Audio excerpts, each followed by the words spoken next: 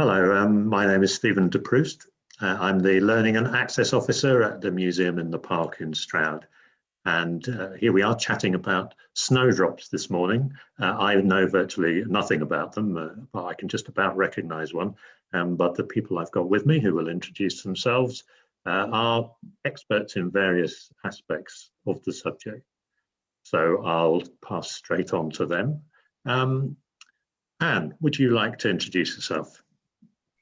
Okay, hello. I'm Anne Taylor, and I'm a walled garden volunteer at the Museum in the Park. I used to be the learning officer at the Museum in the Park, and I was at the museum when the walled garden project all began. Caroline? I'm Caroline Dicker. I'm one of the garden volunteers, having spent many years teaching locally on retirement. I was looking for something else to fill time to give me an interest. Met Anne one day. She told me that there was the garden project underway, and it was from then that I've got involved and thoroughly enjoying the opportunity of being involved with the garden and learning an awful lot en route. And Jennifer? I'm Jennifer Harmer, calling from deepest Hampshire. I, with Jane Kilpatrick, who lives in Painswick, wrote a book called The Galanthophile, 160 Years of Snowdrop Devotees. We're plant historians, and I wrote up at the Giant Snowdrop Company in Walter Butts. And then one day, Jane called me to say a lady called Anne had run from the museum and wanted some help on snowdrops. And then we found out about the project, and we both support it and think it's a marvellous garden. You must visit it. And we'll give you more details about the book that Jennifer wrote with Jane later on. So Anne, would you like to tell us a little bit more about how the walled garden started and how it came to include snowdrops, which I don't believe were originally particularly part of the plan? Okay. Well, the walled garden was a huge community project now, a long time ago. It started in 2009, in fact, when the garden behind the museum, it was completely derelict and unused, and we started a project to bring it back to life. And so, to cut quite a long story short, after applying for funding and all sorts of things, we worked out a plan of how to develop the garden so that we could use it for the museum. Primarily, we needed a space for learning because we had no space to put school groups, or not really a proper space for workshops. So we decided that in the walled garden, we would have a building for school visits, which is in one section of the garden. We would have a lawn area in the garden so that the museum could have events, poetry reading or music or some sort of drama or something like that. And then in another quarter, there were the remains of what used to be possibly an orchard, but there were some plum trees and an old apple tree. So we decided that we'd use that area as a heritage orchard. And so we managed to get some old varieties of Southwest and Gloucestershire apple and pear trees. And then in the fourth quarter, and we knew from old drawings actually that the garden was vaguely divided into 4 quarters in the early days. We had the problem of trying to get access into the garden because it's on a slope. It's not flat at all. And the entrance from the reception area up into the garden is actually quite steep. So the challenge was met by putting in a windy path up into the garden so that everyone could access it. And the idea was that the garden could be used by everybody visiting the museum. So that created a series of terraces, is that right? Yes, it did. Although on your way up, the borders themselves aren't terrace, they're actually very steep. But there's a terrace, excuse me, there's a terrace at the top by an old garden gate. And then the rest of the terrain sort of flattens out. It was quite a difficult site. But, And how did the snowdrops come into it? Okay, well, when we started to do the planting of the borders, we were really lucky because a local artist, Cleo Mussey, stepped forward and said she would help us. It was really good because, in fact, while we were raising money for the garden, lots and lots of local artists did come and back the project, helped us to raise money. It was very exciting, really exciting. Anyway, Cleo looked at the borders that we had and came up with the idea that we would have colour themed sections in the garden. But we didn't really have any money, and all of the plants that we had in the very early days were donated. So Cleo had brought in things that she'd grown in her own garden at home, and she brought in one snowdrop which she really liked, which is called Wasp, which is a very pretty one with long petals and looks a bit like a wasp's wings, I suppose. And she likes it because of its shape. And then I had actually been to Colesbourne, I beg your pardon, on a Snowdrop Open Day a couple of years previously. And I'd admired all the varieties of snowdrops there. So I wrote, when I was working at the museum, to Sir Henry Elwes and explained we were building a garden.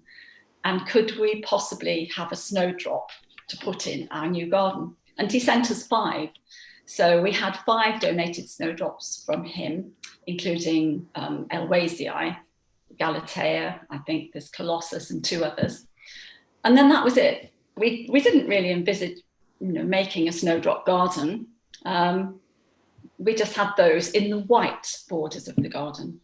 And then the other borders were going to be different themes. So that's how it came about. It was just part of the planting.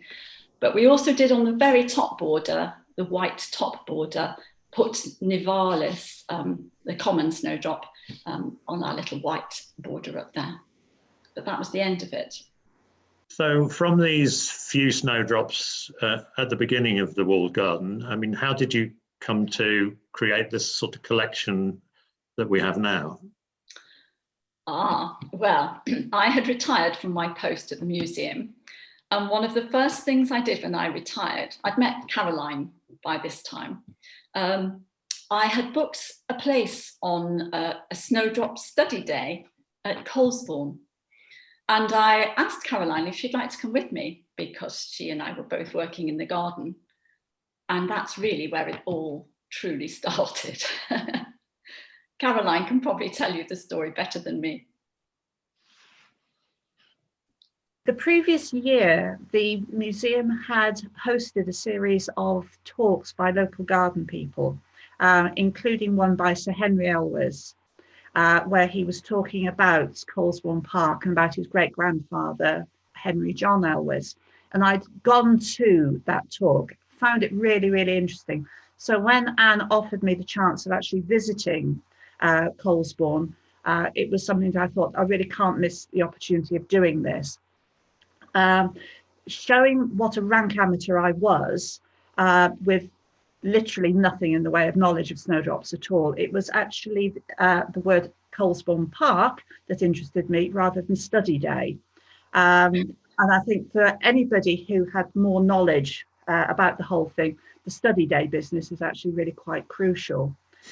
Anyway, we went along looking forward to a nice day out, being promised that there would be lunch, which was always good, a visit around the gardens, and a couple of talks about Sir Henry and also about the snowdrops themselves. As we arrived, it was obvious that we had arrived in something that was really quite special. There were people who obviously knew each other. They were very, very welcoming, but it was obvious that there were a lot of established friendships. And then gradually the penny began to drop, that we'd stepped into a world where there were obviously surrounding us nationally and internationally known people with a lifetime's knowledge of experience, of insight into this whole world, which we were really just going as tourists to. anyway, during the talks, and then as we were taken around the garden, we started to hear the words Giant Snowdrop Company, Stroud, Brigadier and Mrs. Matthias, Ransom, and people would say to us, you're from Stroud, you know about this, don't you? And we rather pathetically had to say no. We'd never heard of the company, we'd never heard of the people at all, but in an effort to really to cover our tracks, we were actually very interested in what was going on. Talked to people, tried to find out more about it, and then as we left, talking over the whole wonderful day, we realised that actually with museum hats on, it was really quite essential that we found out a little bit about this. So we looked in catalogues online, and sure enough, there were all these references to the Matthiases, to Ransom, to the Giant Snowdrop Company. And so that was really the start of our search. I looked using the Ancestry website, which revealed their location in the area, some of the local newspapers and national newspapers with their online archives had articles about the Giant Snowdrop Company, about the exhibitions that were held at the various RHS shows. I found a few adverts in the local sort of sale columns in the papers, but nothing at all about the people. That was just completely drawing a blank. I had a couple of contacts at the local garden centres who were well-established local people, so tried there to see if they had heard of the company, heard of the people, nothing at all. So then went on to look at the local garden clubs, ringing round, kept on drawing complete blank until I rang Painswick, and the secretary of the Painswick garden club said, oh, you need to speak to my friend Jane. And on coming to and said, why? She said, oh, she's just finished a book with her friend Jennifer, all about snowdrop people. And so we literally went from absolutely nothing to this entire world opening up to us with people who had done research, where there were documents, there was an archive, there were photographs. We were welcomed with such generosity by Jane and Jennifer. We were invited to go and have a look, to talk, to learn. On a number of occasions we went up, we met local people who were the local snowdrop people. And what has been marvellous is that everybody has been so generous with their time, their enthusiasm, sharing knowledge. And so the journey began, and we decided that we would have not just the archive of materials that we were in time given, but we would also establish a living archive in the garden. And a lot of the local snowdrop enthusiasts have given us key snowdrops and advised us as to the snowdrops that we needed to buy to represent what the Giant Snowdrop Company did. We met people who had for a lifetime had a desire that somewhere there would be Gloucestershire snowdrops held. And so their enthusiasm has really, really supported us. But looking back over the whole thing, it was all purely by chance. It was as serendipity as though it just was meant to happen. No, that's marvellous, Caroline. I think for the uninitiated, maybe we should just clear up this word Galanthophile. So Caroline has very kindly, for people like me, been saying snowdrop people. The posh word for snowdrop people is Galanthophile, which means, I believe, and Jennifer will correct me if I'm wrong, a lover of snowdrops. The Latin family name for snowdrop is Galanthus. Thank you. So the serious gardeners always say the Latin names, and so that's where the Galanthophile comes from. And that is the title of your book, is it, Jennifer? Yes, it is. Basically, Jane and I are plant historians, and some 30 years ago, I became concerned that gardeners who are very well known in their generation by people talking and this sort of thing get lost and forgotten very quickly. The Giant Snowdrop Company is a classic example. And so I didn't worry about the Beth Battos and the Alan Blooms, the people who were on television, wrote lots of books. I started collecting the life stories and wherever possible, photographs, because I think that's what brings people alive, of these gardeners. And I happened on the Giant Snowdrop Company and did a lot of research on them. And in fact, it introduced me to Jane. So I think this whole snowdrop thing in Stroud, Jane and I belong to a society called the Hardy Plant Society, and Jane is secretary of one of their specialist groups, the variegated group. And we met there and we were talking and we realized that we were kindred spirits. She was doing what I was doing, but she was doing it for people who plant hunted in China and the French missionaries, and had already written 2 books. And somehow, we're not quite sure how, in a weak moment, she said she would write my Galanthophile up. So that's how the story of the book came about. And the writing of the actual writing and the words are all credit to Jane. I did most of the research with bits and pieces from Jane, but the words are Jane's.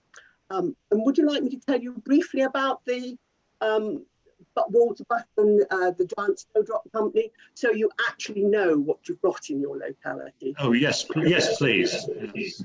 Because that, I think, is really important. That was why I was so thrilled to find the museum that are taking an interest and making sure that such a notable company and people just don't get forgotten. Because they were really, although they were specialists in their own area, they weren't huge national figures, except in the world of snowdrops, where they were so important.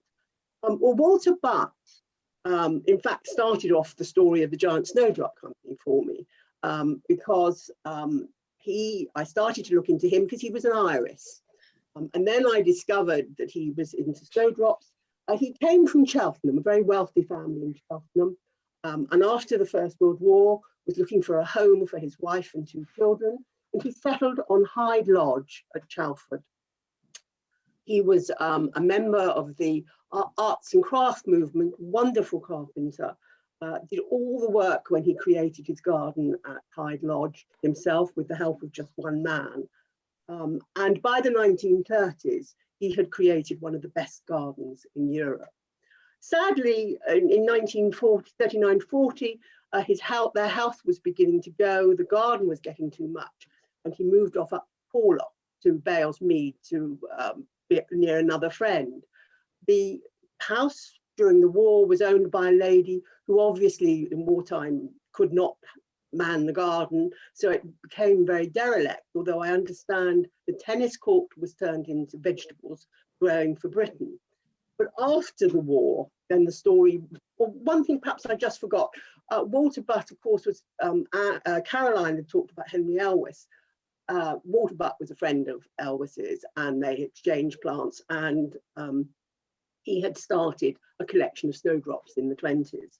And so the garden became derelict, as I say, and in 1947, a Brigadier Matthias and his wife Winifred, who were Indian Army, they had been in the Indian Army, lived in India most of their lives, retired to England, to Norfolk, where her family came from, but couldn't find the right house. And they came to Chalford, saw Hyde Lodge, saw its potential and fell in love with it and bought it in 1947. Now, it must have been a shock. They moved in January 1947, and you're all too young, but I remember the winter of 1947. It was one of the coldest of the 20th century. And as the furniture van rolled down the drive, the snow started, and everybody was snowed in for the next few months. The Matthiases had brought with them from Norfolk Herbert Ransom, who was chauffeur to her parents before the war. During the war, he was a very clever man who turned his hand to anything, and he was a foreman at de Havilland's. After the war, he came back. They really didn't have a lot of chauffeuring. Petrol was rationed, almost getting like back to the pandemic, isn't it? And he decided that he would move with his young family, with the Mathiases, to Chalford. So he came with them, and they were snowing up in there for a couple of months. When the snow started to melt, then they saw that there were all snowdrops in the paddocks, and they set about clearing the garden. Their son Quentin, who is still alive and was able to give us so much personal information, said anybody who came to visit them was given a machete, and they all cleared up paths from the house and they hacked their way through the paths. But these snowdrops became absolutely magical. And Winifred looked at them, and Herbert Ransom started to move them and grow them.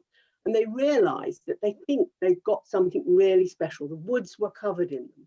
And they weren't just the ordinary little Novalis, the common one. So they contacted Walter Butt to see what he had planted there. But by this time he was getting a bit frail, and he could remember what he'd planted, but not exactly where. And he hadn't expected it to expand in the way it had.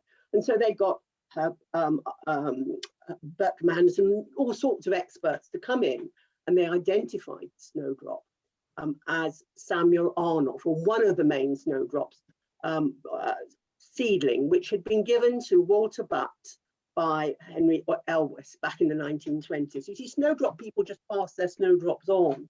And so they decided that these snowdrops looked so good that Winifred was going to start to sell them wholesale. But before she did this, she decided to take them up to the Royal Horticultural Society, and she staged a display in 1951, which set the snowdrop world alight. People had never seen one stand of just snowdrops. And this is where I always, when I'm talking about them, make a plea to somebody local. We have got every single photograph you can get, except we don't have one of their stand. And I believe somewhere in the Stroud area, somebody must have a picture of their stand. It had snowdrops and bark, and it was absolutely exquisite.